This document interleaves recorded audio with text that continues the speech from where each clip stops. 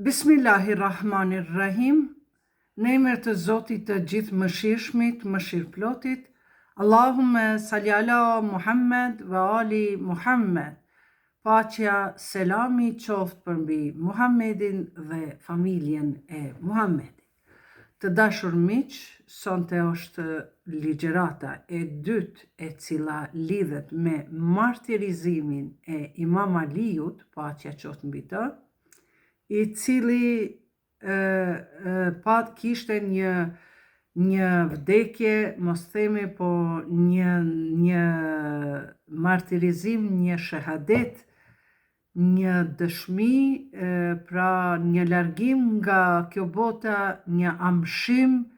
në mënyrë shumë tragjike, pra siç kemi thënë në episodin e kaluar, ndërroi jetë duke u plagosur në sejdë me natën e 19 të Ramazanit dhe pastaj në natën e 21, pas 3 dite, faktikisht 2 dite, Imam Aliu dha shpirt, pra u plagos duke fal namazin si imam i xhamatit në xhamin në Kufe. Tani, në episodin e parë ne kemi treguar karakteristikat, kriteret e larta të Imam Aliut dhe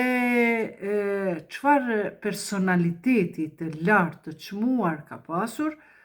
por magjansisht për Imam Aliun mund të gjeni videot e mia të cilat janë në YouTube, Iqbal Huduti, dhe shkoni te playlisti Ehli Bejt, i cili momentalisht është pak në një defekt teknik, mirë po, kur hyni në kanalin tim Iqbal Huduti, aty shkruani vetëm Imam Aliu, ose në komplet në YouTube, Imam Aliu, lindja, ose Iqbale, ose Huduti, dhe aty do t'ju dalë ligjërata ime lidhur me Imam Aliun. Prandaj, sado që të flasim për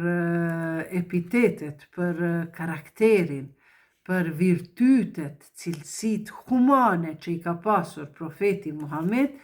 dhe paqja e Zotit qoftë mbi ta dhe familjen e tij, si dhe Imam Aliu, ne kur nuk do të na mjaftonte një oqean ngjyrë dhe nuk do të mjaftonte me 100 drunjët e malit të shndruar në letër shkrimi, që të flasim për këto dy figura të ndritura në historinë islame. Ne e kemi theksuar se janë 5 persona më të njohur në historinë islame, në hadithet profetike, në tefsiret, e mbi të gjitha janë 5 personazhe të cekura me emër në Kur'an që kanë një vlerë të madhe tek Zoti i lartësuar, prandaj edhe ai i ka futur në Kur'anin famlar. Dhe siç kemi thënë herën e kaluar, se që nga veçlia Imam Aliu ishte si një mës e devës, tërë kohën kanë qenë si të pandar. Dhe kur ishte Imam Aliu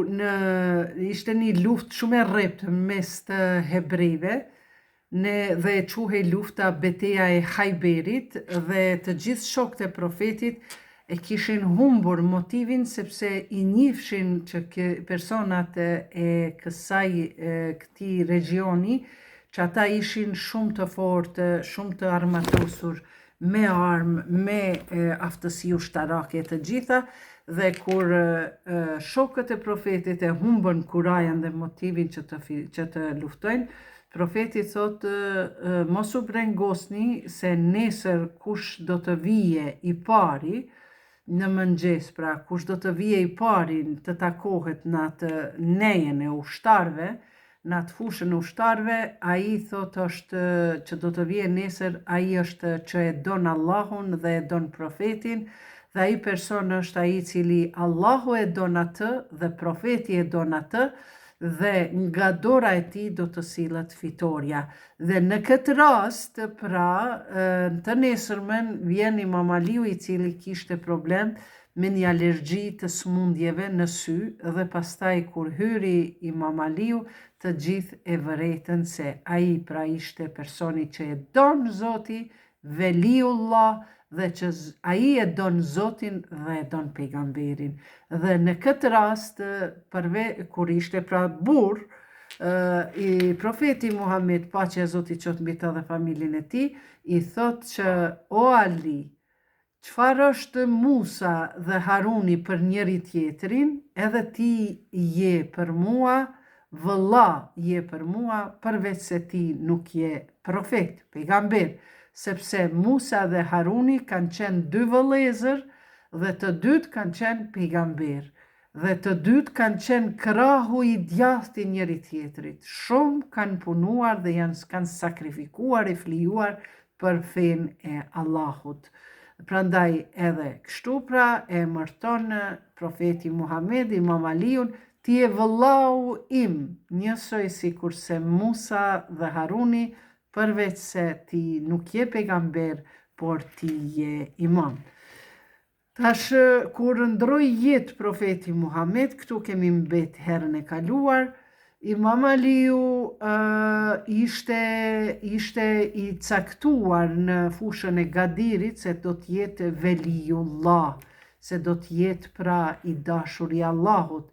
Meula, prijesi i njerëzimit, prijesi i besimtarve, pra do të jetë imam. Dhe këtë amanet profeti e dha në luftën e Gadirit, kur u kthy prej Medinës, prej Mekës në Medinën, në haxhin e fundit, men kuntu mevla fe hadha Aliun mevla, dhe e la këtë amanet, kush më ka njohtur mu si mevla, si prijes, si udhëheqës, pas me ekin i Aliun. Mirë po, ja që pas ndrimit jetë të profetit, kur ende trupi i profetit mbeti mbi dhema se 2 ditë, dhe nuk erdhën askush që ta varrosnin, as edhe shokët e ngushtë që i kishte Omeri, Ebu Bekri, Osmani, Talha, e të tjerët, të gjithë të tjerët që kanë qenë, përveç një 5-6 persona prej tyre, ata e varrosën profetin, mirë po nuk ishte kush t'ja falte kufomën, pra gjenazën, namazin e gjenazës. Gjithaj njeri madh, dhe kështu pra në këtë mënyrë ata e përcollëm në botën tjetër. Dhe që nga ajo kohë, Imam Aliu vetë ka përgadit me duart e tija profetin, e ka përgadit qefinosjen dhe e ka përcjellur në ahiret trupin e tij, gjithashtu edhe ja ka falur namazin e gjenazës. Atër shtohet pyetja se këtu dalin problemet, rroja e problemeve është tek zgjedhja e khalifatit dhe abuzimi i autoritetit të Imam Aliut, të cilët ja bën pra të gjithë ata njerëzit medinasit që ishin aty, pra medinasit e Mekasit, qytetarët ati vendi, të cilët nuk e harruan shpejt amanetin e profetit Muhammed, se pas meje do ta keni Aliun imam prijes, dhe kështu që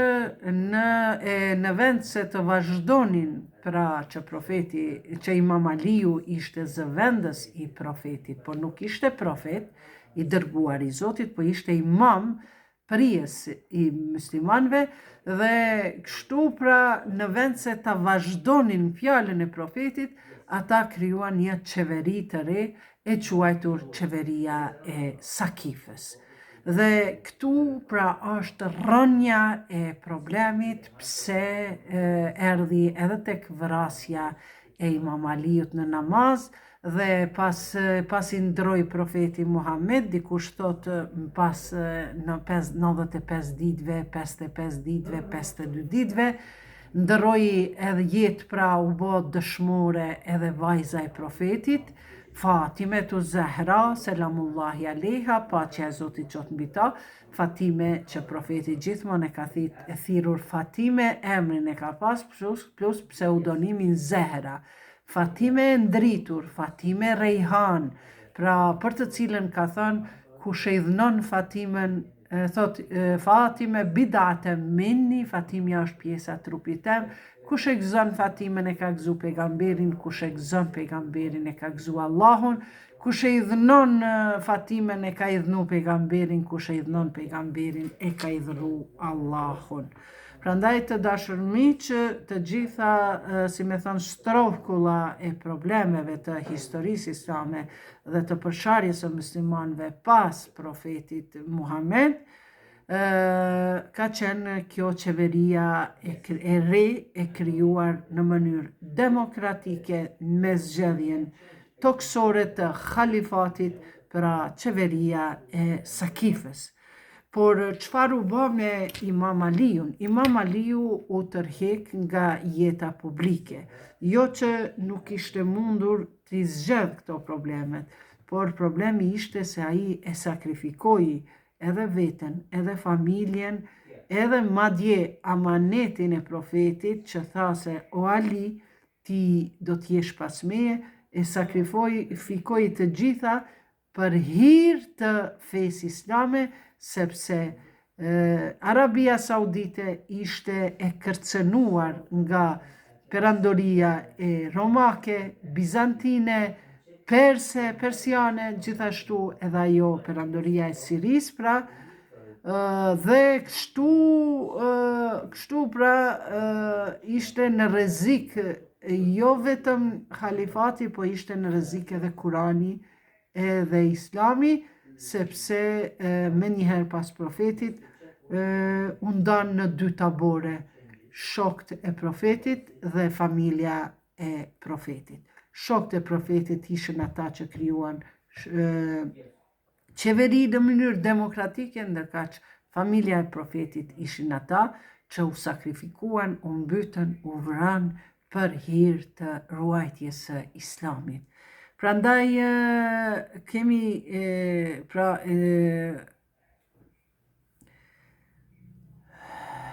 kemi raste kur të flasim për Imam Aliun, pse themi profeti thot unë jam darul ilm, jam shtëpia e diturisë, ndërkaq Aliu është babul ilm, Aliu është dera e diturisë, pra një shtëpi e madhe. Dikush thot unë jam qyteti i diturisë, Aliu është porta e diturisë. Përpara qytetet kanë qenë të mbyllura me mure për me si lloj sigurie. Por ka dhe hadith që thot unë jam shtëpia e diturisë, Alia është porta, dera e diturisë. Prandaj nëse dëshironi që të merrni dituri, merrni nga Aliu, trokitni në derën e diturisë që është Imam Aliu. Për çfarë arsye? Sepse kemi një rast ku tregojnë historiografët se Omeri, për shembull, i cili ka qenë gjithashtu halifja e dytë, për 14 vite nuk ka mundur të mësoj Kuranin përmendsh si hafëz. Prandaj është njohur edhe rasti kur është krahasuar dituria e Imam Aliut, i cili që nga familja ishte një gjenius i kohës së vet. Ai e kishte mësuar komplet Kuranin përmendesh, madje e krahasonin si me shaka shokët e tyre se Omeri ishte munduar që të bëhet hafëz i Kuranit, por kur nuk ishte arritur, edhe pse kjo hafëzllëku i tij kishte zgjatur 14 vite, por ja që nuk kishte arritur. Dhe ka kjo kuptojmë se Imam Aliu ka qenë më adekuati për me udhëheq popullin, por jo si halifetul erd, si halife e tokës që zgjidhet në mënyrë demokratike, por në mënyrë hyjnore, sepse profeti Muhammed, paqja e Zotit qoftë mbi ta dhe familjen e tij, ai kurrë nuk ka folur nga hamendja, por ka folur illa wahyu yuha, vetëm nga ajo që është shpallur. Prandaj shpallja i erdhi profetit, o profet, sot e kemi zgjedh fenë islame dhe feja islame do t'jetë fe e plot, dhe për juve e kemi zgjedhur, el-yawma akmaltu dinukum, pra sot e kemi zgjedhur fenë islame, e kemi plotësuar fenë islame dhe kemi zgjedhur që të jetë feja paqës, pra feja juaj të jetë feja islame. Dhe kështu që këtu çdo fjalë që ka thënë mas këtij verseti kuranor Profetit Zoti i thot, ngritu o Muhammed dhe kumtoje se kush do të jetë pasardhësi yt. Por ja që këtu u bë kjo përçarje në khalifat, edhe pse Aliu u rrit me Kuranin dhe gjithashtu kur ndroi jetë profeti Muhammed, ai u izolua pra nga jeta politike, u largua, sepse as që i ofruan që Aliu të ishte khalifat, sepse khalifatul erdhë nuk kishte nevojë me qenë khalife. Khalife do më thënë mëkëmbës i Zotit në tokë. Mirë po mëkëmbës i Zotit në tokë nuk zgjidhet nga njerëzit, por zgjidhet nga Zoti. Wa idh qala rabbuka lil malaikati inni ja'ilun fil ardi khalife. Dhe kur i tha Zoti melaqeve, unë po krijoj në tokë, për Ademin e kishte fjalën, një khalife, një udhëheqës, një mëkëmbës timin në tokë, sepse njerëzit nuk kanë mund ta kuptojnë fjalën e Zotit të gjithë. Prandaj u desh që të vinin profetet dhe ato me libra, profet edhe me 12.000 profet të tjerë që kanë ardhur pa librat, po kanë ardhur me fletushka në dekrete e tjera. Prandaj edhe Imam Aliu ishte ai që ishte zgjedhur nga profeti, e profeti kur nuk ka fol nga qefet e veta, po vetëm me urdhërin e Zotit. Prandaj çfarë bëri Imam Aliu? U largu nga jeta politike, as që ja ofruan që të udhëheq ai, dhe pastaj nga kjo e banën një zgjedhje demokratike. Pastaj i kërkuan nga vajza e profetit qelçat e trezorit, pastaj doli edhe një problem tjetër me vajzën e profetit Muhammed, Fatimetu Zehra, selamullahi aleha, e cila e kishte edhe unazën e profetit, e cila ishte unaz vule profetit, kur i qitke profeti letra që u pregaditëshin për mbretërit, për dokumentet zyrtare, atër në dyllin e vendoske atë unazën, e ajo unazë është që ky flamuri i sisit që e kanë marrë, e kanë keq përdor, që shkruhet pra Muhammed Resulullah. Ajo ishte pra në shkrimi i profetit, e këtë unazë, këto qelsa të trezorit të gjitha i kishte në duar ehli bejti, familja e profetit. Prandaj gjithashtu profeti Muhammed, si shkruan edhe në Kuran, se baba duhet m'ia dhënë çka do me pas, duhet m'i dhënë hise, si djalit, si vajzës. Prandaj Kurani ka vletë edhe për profetin, edhe për shokët e profetit, edhe për Abu Bekrin, edhe për Omerin, edhe për Alin, edhe për Fatimen. E Fatimja ishte vetmja vajzë e profetit, dhe profeti me një luftë, siç kanë pasur në luftra kur shkonin atëherë kanë fituar njerëzit nga plaçkat e luftës dhe si shtet gjithmonë fitoria i ka sjell dobi materiale. Dhe në një prej luftrave profetit, në realitet profetit ju dhan një bashkë shumë e madhe, nuk ishte prej luftrave, po ju dha dhuratë. Dhe ajo ishte bashkja e Fedekut. Këtu pra kishte mëse thënë dikush 1000 punëtor, dikush thot 100 punëtor ka pas, sepse ka qenë bashkja Fedek me hurma. Dhe merreni me mend në atë kohë me pas 1000 punëtor. Pra të gjithë këto kanë qenë në kujdesin e Hazreti Fatimetu Zehrës, Imam Aliut, ehli bejtit. Dhe të gjitha të ardhurat që kanë qenë nga kjo bashkë, normal që jenë përdor për khumsin, për familjen e profetit dhe për varfrit, fukarat, udhëtarët e të tjera ka verset të posaçëm. Mirë po ja që Ebu Bekri e nxori një deklarat, e cila deklarat nuk është dëgjuar as nga Aliu, as nga askush tjetër, nga i tha se profetët nuk trashëgojnë. Po kjo ishte absurditet, sepse Sulejmani a.s. ka qenë profet, po i ka trashëgu këtë pasurnin prej Daudit a.s. që ka pas bab. E tjere, të gjithë profetët kanë trashëguar, edhe Fatimës pra ju mur kjo bashkja e madhe me hurma, me 100 punëtora, apo 1000, këtu është diskutabile, Dhe kështu që Fatimja luftoi për të drejtën e saj, jo që ishte e pangopur, sepse ajo ka jetuar si fukara, edhe pse ka pas në dorë qelcat me ari edhe florit të trezorit, të thesarit të shtetit, po familja e pejgamberit, po ama parasysh që kanë pas shumë pasuni, ata kanë jetu mesatar, nëse shumica e